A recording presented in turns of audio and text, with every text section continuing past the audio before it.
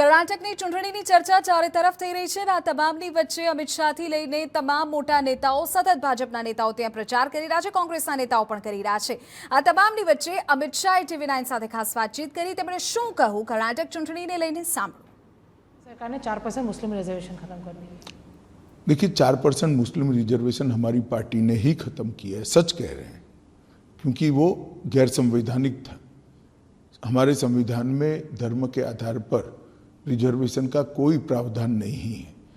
कांग्रेस ने अपीसमेंट की पॉलिसी के तहत वोट बैंक को कंसोलिडेट करने के लिए ये मुस्लिम रिजर्वेशन किया था, जिसको हमने हटा दिया है और मैं मानता हूँ हमने बहुत उचित कदम किया है।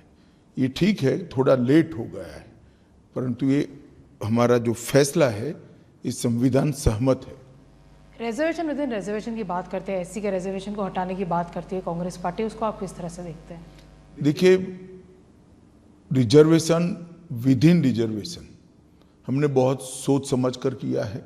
एक मधुस्वामी कमेटी बनी थी, मधुस्वामी कमेटी ने ढेर सारे डेटा का एनालिसिस कर कर, आबादी की संख्या को काउंट कर कर, उनके प्रतिनिधित्व को काउंट कर कर एक बैलेंस अप्रोच के साथ सरकार को एक सुझाव दिया था। उसके बाद में सरकार ने स्टेक होल्डर से भी चर्चा की है, चुने हुए विधायकों से भी चर्चा की है और समाज के आगेवानों से भी चर्चा की है, सोशल लीडर से भी चर्चा की। ये सब कर कर अनुसूचित जनजाति का जो आरक्षण है, रिजर्वेशन है, इसके अंदर हमने रिजर्वेशन के अंदर कुछ लिमिट्स तय किए हैं। तो रिजर्वेशन विद इन रिजर्वेशन है वो कांग्रेस हटाना चाहती है, मगर मैं आज आपके माध्यम से बड़ा स्पष्ट कर देता हूं कि एससी में रिजर्वेशन में जो रिजर्वेशन है वो नहीं हटेगा और जो हमने तय किया है राइट के लिए, लेफ्ट के लिए और अन्य एससी के समाजों के लिए वो जस का तस रहेगा, इसमें कोई परिवर्तन नहीं। पर जो सिद्धारमैया है, जो फॉर्मर चीफ मिनिस्टर रह चुके हैं, अगर वो कहते हैं कि 75% तक रिजर्वेशन हमारी पार्टी बढ़ाएगी, तमिलनाडु में भी हमने देखा कि मैक्सिमम 69% तक हो पाया। आपको भी मालूम है, उनको भी मालूम है, तमिलनाडु का रिजर्वेशन जो मैक्सिमम है वो सुप्रीम कोर्ट के जजमेंट आने के पहले का है और सुप्रीम कोर्ट के जजमेंट को उसको पर्याप्त बहस करने के बाद अपने जजमेंट के दायरे से बाहर रखा है। बाकी तो बोलने के लिए तो कुछ भी बोला जा सकता है, परंतु मैं इतना ही कहना चाहता हूं कि आप अगर मुस्लिम रिजर्वेशन 4% से बढ़ाकर 6% करना चाहते हो तो कांग्रेस पार्टी ने स्पष्टता कर देनी चाहिए कि वो किसका कम करेंगे। ओबीसी का कम करेंगे, एससी का कम करेंगे, एसटी का कम करेंगे, लिंगायत का कम करेंगे या वोकल लीगा का कम करेंगे। सिद्धरामैया जी ने चुनाव प्रचार समाप्त होने के पहले स्पष्टता कर देनी चाहिए। एक आखिरी सवाल मेरा आपसे रहेगा, आप लगातार दौरा करते रहे कर्नाटका का, वोटिंग होनी है 10 तारीख को, आपकी क्या अपील रहेगी कर्नाटका की जनता को? देखिए मैं कर्नाटक की जनता को करबद्ध निवेदन करना चाहता हूं कि विगत 4 साल के अंदर पहले श्री येदियुरप्पा जी की और बाद में श्री बसवराज बोम्मई की सरकार ने ऊपर नरेंद्र मोदी जी की सरकार के साथ रहकर डबल इंजन सरकार के सारे फायदे कर्नाटक की जनता को पहुंचाया है।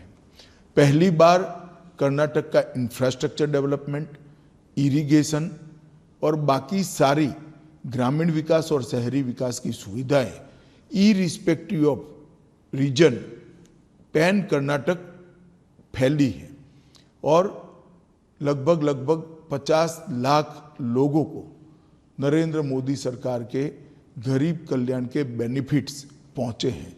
मैं 50 लाख लोग जब कहता हूं तब 50 लाख परिवार होते हैं। ये बहुत बड़ा फायदा नरेंद्र मोदी सरकार के नेतृत्व में डबल इंजन सरकार का नीचे तक पहुंचा है। मैं एक ही उदाहरण कर्नाटक की जनता को देना चाहता हूं।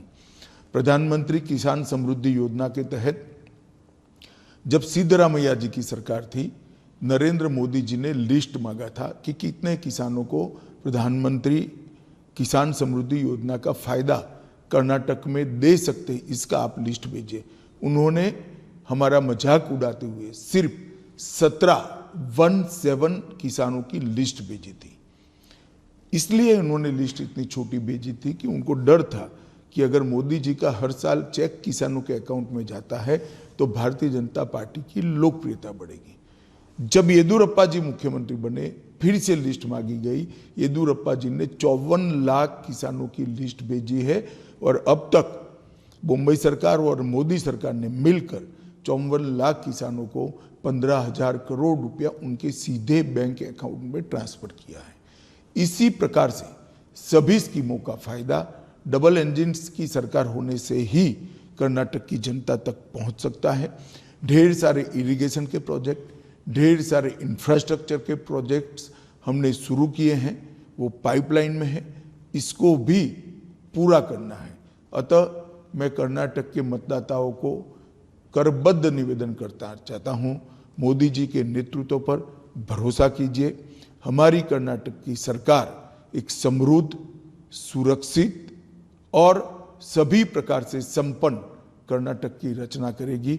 यही मेरा आपसे अपील है। खूब मतदान करिए, कमल के लिए मतदान करिए।